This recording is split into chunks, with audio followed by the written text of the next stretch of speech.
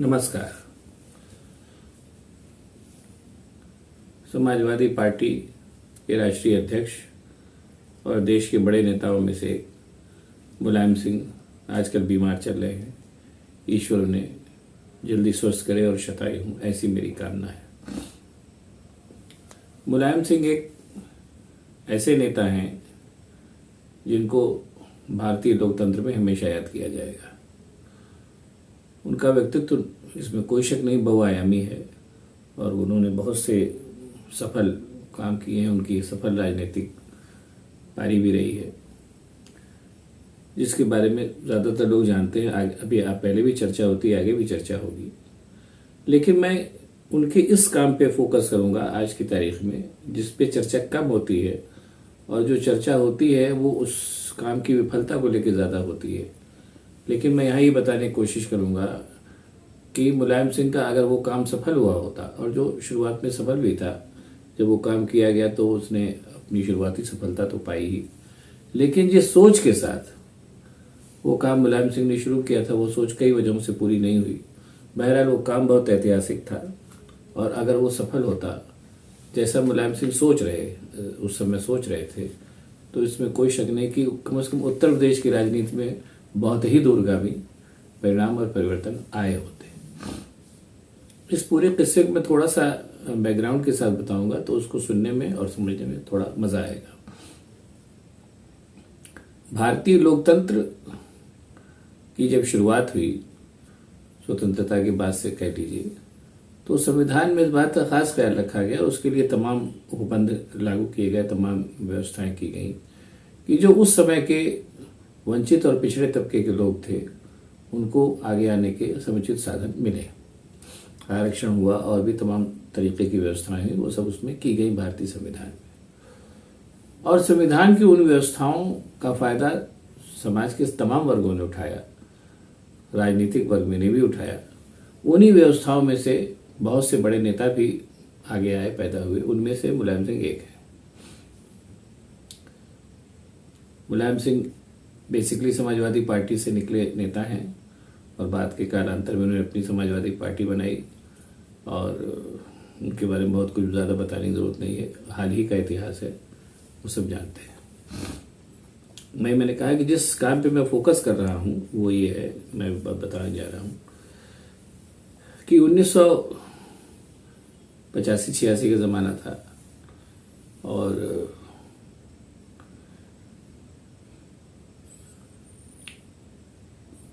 राम मंदिर आंदोलन की शुरुआत हो ही चुकी थी, बस जस्ट शुरुआत ही हुई थी और वो गर्मी पकड़ने लगा था। भारतीय जनता पार्टी ने उस आंदोलन की शुरुआत की थी और चूंकि उत्तर प्रदेश उस आंदोलन की जगह है, इस वजह से जाहिर सी बात है कि उस समय की बड़ी विपक्षी पार्टी होने के नाते समाजवादी पार्टी ने भी उस आंदोलन में अपने विस्तार की संभावनाएं देखी, जो बहुत ही जायज सी बात थी। एक तरफ से भाजपा चली, एक तरफ से मुलायम सिंह चले। बहरहाल लंबे समय तक वो सिलसिला चला, गोली वोली चलने की भी नौबत आई, ये सब सारी बातें हुई। और उस आंदोलन के फलस्वरूप ही पहले 89 में मुलायम सिंह की सरकार बनी जो कालांतर में गिर गई, और 91 में फिर भारतीय जनता पार्टी की सरकार पहली बार उत्तर प्रदेश बनी कल्याण सिंह के नेतृत्व में। तब तक ये स्पष्ट हो चुका था कि अब जो खेल होना है उत्तर प्रदेश में वो पूरी तरीके से भारतीय जनता पार्टी और समाजवादी पार्टी के बीच ही होगा, लंबे समय तक ऐसा होगा। लेकिन चूंकि मुलायम सिंह एक पढ़े लिखे और कुशल राजनीतिज्ञ थे, इसलिए वो इस चीज को भांप गए थे कि इस आंदोलन में कितनी ताकत है, और खासतौर से बाबरी मस्जिद के विध्वंस के बाद और जब कल्याण सिंह की सरकार बनी, उस पूरे घटनाक्रम से मुलायम सिंह इस बात को समझ गए थे कि भारतीय जनता पार्टी को रोकने के लिए कुछ करना पड़ेगा, वरना ये उनके अकेले के बोते का नहीं होगा कि भारतीय जनता पार्टी को रोक पाए। बात यहीं पर थी। कोई भी नेता होता और कोई भी जो राजनीतिक प्रतिनिधिता होती वो ये सोचता ही, उन्होंने भी सोचा। और उसके बाद उन्होंने मायावती से समझौता किया, जो उस समय उत्तर प्रदेश की राजनीति में एक उभरती हुई ताकत थी। और ये हुआ कि अगर दलित और पिछड़े एक हो जाएं तो भाजपा को रोका जा सकता है। ये उस समझौते के पीछे का क्रक्स था और सोच थी। समझौता परवान चढ़ा, 1993 में चुनाव हुआ और 177 सीटें भारतीय जनता पार्टी को मिली। सिंगल लार्जेस्ट पार्टी के तौर पे भारतीय जनता पार्टी उभरी, जो उस समय बहुत ही स्वाभाविक था। लेकिन चूंकि मुलायम सिंह का बसपा के साथ समझौता हो गया था, इस वजह से समाजवादी पार्टी और बसपा की मिली जुली सीटें कुल मिला के भारतीय जनता पार्टी से आगे हैं और सरकार उनकी बनी। ये हाल का इतिहास है, सब जानते हैं। और वो सरकार करीब 1.5-2 साल चली। बहुत विस्तार में जाने की जरूरत नहीं, वो सब जान रहे हैं। अब जब सरकार बन गई तो जाहिर सी बात है मायावती की महत्वाकांक्षाएं जगी और उन महत्वाकांक्षाओं को आग लगाने के पीछे भाजपा भी सक्रिय थी, क्योंकि भाजपा को इस बात की पूरी जो गुंजाइश दिख रही थी और जो बहुत जायज सी भी थी, जो दिखाई भी दे रही थी उसको। और भाजपा में जैसा थिंक टैंक है, उन्होंने ऐसा सोचा तो वो स्वाभाविक था।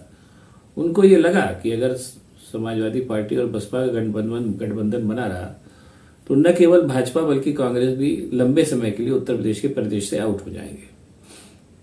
इसलिए उस गठबंधन को तोड़ने में भाजपा शुरू से पीछे से लगी हुई थी और उसको मौका मिल गया।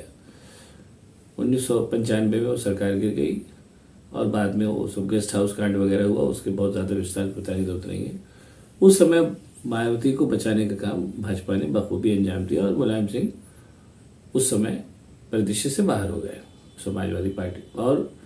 समाजवादी पार्टी की सरकार गिर गई उस समय मुलायम सिंह की, और भाजपा के सहयोग से मायावती ने फिर सरकार बनाई, जो कालांतर में कई बार बनाई। भाजपा इस खेल को बखूबी समझ रही थी और उसको इस चीज का अंदाजा था, क्योंकि मैं पहले बता चुका हूं कि भारतीय जनता पार्टी का थिंक टैंक मजबूत है, वो लोग बहुत दूर की सोचते हैं। तो अगर उनको ये अंदाजा था कि अगर ये गठबंधन बना रहा तो फिर बड़ी दिक्कत हो जाएगी, इसलिए उन्होंने इस बात की पूरी कोशिश की कि इस गठबंधन का जो एक पक्ष है, चाहे समाजवादी पार्टी चाहे मायावती, इनको पूरी तरीके से नष्ट होना ही पड़ेगा, वरना बड़ा मुश्किल हो जाएगा। समाजवादी पार्टी मजबूत थी और उसका बेस भी ज्यादा बेहतर था। अंत में भारतीय जनता पार्टी अपने इरादे में सफल हुई और आज की तारीख में आप देखिए मायावती कहीं स्टैंड नहीं करती। यही जो भारतीय जनता पार्टी चाहती थी और इसके लिए उसने काफी त्याग भी किया। 3 बार उनको गद्दी भी दी, 3 बार गद्दी बैठाया। अपमानजनक शर्तों पे भी मायावती के साथ भारतीय जनता पार्टी लगी रही, क्योंकि उसका दूरंदेशी सोच था कि हमको इनमें से एक को नष्ट करना है, और एक को नष्ट कर दिया उसने। अब इसी जंक्चर पर मैं थोड़ा सा पीछे आऊंगा, एक किस्सा आपको और बताता हूं, उससे आप चीजों को, मुलायम सिंह की सोच को और उस सोच की दूरंदेशी को आप समझेंगे। तमिलनाडु है, सब जानते हैं, तमिलनाडु बड़ा प्रदेश है, दक्षिण भारत में प्रदेश है। वहां पर एक नेता हुए थे पेरियार ने दलित आंदोलन वहां सबसे पहले मूवमेंट चलाया था, और उन्हीं के साथ साथ आए थे अन्ना ने भी उसमें पिछड़ों को जोड़ा। उसका नतीजा ये हुआ कि 1966 में तमिलनाडु में पहली बार जो सरकार 1993 में, जैसी सरकार 1993 में उत्तर प्रदेश में बनी, वैसी ही दलितों और पिछड़ों की गठबंधन की सरकार 1966 में ही तमिलनाडु में बन गई। और चाहे वहां के नेताओं की परिपक्वता समझिए, चाहे दूरंदेशी समझिए, चाहे जो भी समझिए, वो दलितों और पिछड़ों का गठबंधन तमिलनाडु में आज तक जारी है। उसका नतीजा यह हुआ कि 66 से लेकर के आज तक फिर भारतीय जनता पार्टी और कांग्रेस का तमिलनाडु में वर्चस्व नहीं बना तो नहीं बना। और ये बहुत बेसिक सी बात है कि लोकतंत्र की जो एक बेसिक सी समझ है कि जो संख्या ज्यादा है वही पावर में रहेगी। अगर उस जनसंख्या में आपने मतलब फूट नहीं पैदा करा दी तो वही लोग शासन करेंगे, जो ऐसा कि तमिलनाडु में संभव हुआ। वहां जो दलित पिछड़ा मूवमेंट था वो आज तक सबसे सक्सेसफुल है, सफल है, और वो चल रहा है। वहां से भारतीय जनता पार्टी और कांग्रेस अभी तक तो नहीं आ पाई है, अब आगे का मुझे नहीं मालूम। इसी सोच के साथ मुलायम सिंह ने 1993 में मायावती के साथ गठबंधन किया था कि अगर ये गठबंधन सफल रहता है तो फिर भारतीय जनता पार्टी, उस समय उनके निशाने पर भारतीय जनता पार्टी ही थी, लेकिन अगर वो गठबंधन सफल रहता तो इसमें कोई शक नहीं है कि चीफ मिनिस्टर कौन बनता कौन नहीं बनता वो तो कालांतर में तय होता। लेकिन एक ये तय था कि अगर उस गठबंधन पे लोग चले होते, जो मायावती की महत्वाकांक्षा के चलते 2 साल में ही खत्म हो गया, तो इसमें कोई शक नहीं कि हो सकता है कि आज की तारीख तक उत्तर प्रदेश से भारतीय जनता पार्टी और कांग्रेस दोनों का पत्ता साफ हो गया होता। मुलायम सिंह की जो भी राजनीतिक यात्रा रही है और जो भी रहा है, उसमें इस प्रयोग को फ्लॉप के तौर पर लोग अमूमन याद करते हैं। लेकिन मैं फिर कह रहा हूं कि इस प्रयोग की दूरंदेशी को अगर समझा जाता, खासतौर से मैं फिर कह रहा हूं कि अगर मायावती या कांशीराम इस बात को समझते तो वो लंबे समय तक शासन करते, और हो सकता है कि भारतीय जनता पार्टी आज तक और कांग्रेस दोनों आज तक कहीं न कहीं इस प्रयोग की सफलता को लेकर के पछताते। लेकिन अब क्या किया जाए, सत्ता की लिप्सा बड़ी होती है, वो इतनी दूर की नहीं सोचती है। अंग्रेजी शब्द में अगर कहें तो एक अंग्रेजी में दो शब्द होते हैं, एक पॉलिटिशियन और एक स्टेट्समैन। तो इस जंक्शन पर ये पूरी कथा ही बताती है कि जो क्षेत्रीय छत्र पैदा हुए थे या पैदा हुए हैं उसमें भारतीय राजनीति में, उस क्षेत्रीय छत्रपों में मुलायम सिंह यादव ने स्टेट्समैन होने का परिचय दिया। पॉलिटिशियंस तो बहुत हैं, लेकिन स्टेट्समैनशिप का परिचय मुलायम सिंह यादव ने किया। जैसे मैं इसको समझाने के लिए एक उदाहरण और दूंगा। मुगलों में दो शासक हुए हैं, एक अकबर और एक औरंगजेब।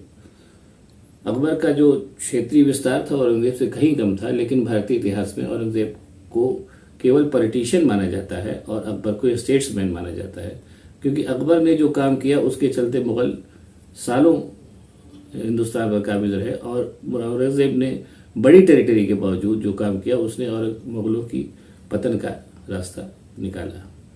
मेरा ख्याल है मुलायम सिंह की शख्सियत के इस पहलू पे और भी चर्चा होनी चाहिए, जो अमूमन नहीं होती है। जो भी है, बहरहाल ईश्वर मुलायम सिंह को जल्दी स्वस्थ करे और शतायु करे, ऐसी कामना के साथ नमस्कार। अगर आपको ये वीडियो पसंद आया तो इसको लाइक करिए, सब्सक्राइब करिए, शेयर करिए और लोगों को भी बताइए, ताकि मैं ऐसे वीडियो और राजनीति की और भी, समाज की और भी ऐसी बातें आपको बताऊं। शुक्रिया।